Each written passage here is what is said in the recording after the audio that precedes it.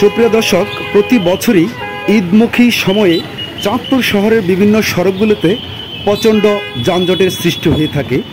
এর ভিতর যদি টিএনটি অফিসের এমন কার্যক্রম হয় তাহলে তো এই যানজটের রূপ আরও ভয়ঙ্কর আকারে ধারণ করবে। আপনারা দেখতে পাচ্ছেন যে সড়কের পাশে কিন্তু কয়েকটি গর্ত করে রেখেছেন চাঁদপুর টিএনটি অফিস কার্যালয়, যার কারণে কিন্তু ইদানিং ধরে দেখা গেছে চাঁদপুর শহরের মিশন রোড মোড়, সায়াবানি মোড় সহ সড়কের বিভিন্ন মোড়গুলোতে চরম যানজটের সৃষ্টি হয়ে থাকে।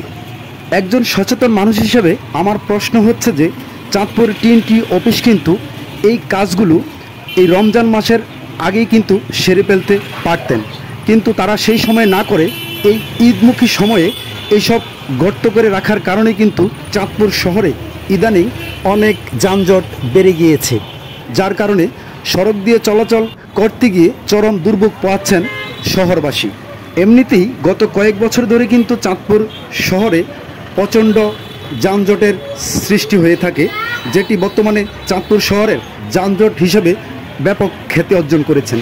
এর ভিতর যদি চাঁদপুর টিএনটি অফিস এমন জ্ঞানহীন কাজ করে থাকেন তাহলে সেটি অত্যন্ত দুঃখজনক, কারণ আর অল্প কিছুদিন পরেই উদযাপিত হবে পবিত্র ঈদ উল ফিতর। আর এই ঈদকে ঘিরে দেশের বিভিন্ন স্থান থেকে চাঁদপুর শহরের অনেক মানুষের আনাগোনা বেড়ে যাবে, একই সাথে বেড়ে যাবে অনেক যানবাহন। তখন দেখা যাবে যে এইসব কাজের কারণে শহরের এমন যানজট আরও ভয়ঙ্কর রূপ ধারণ করেছে।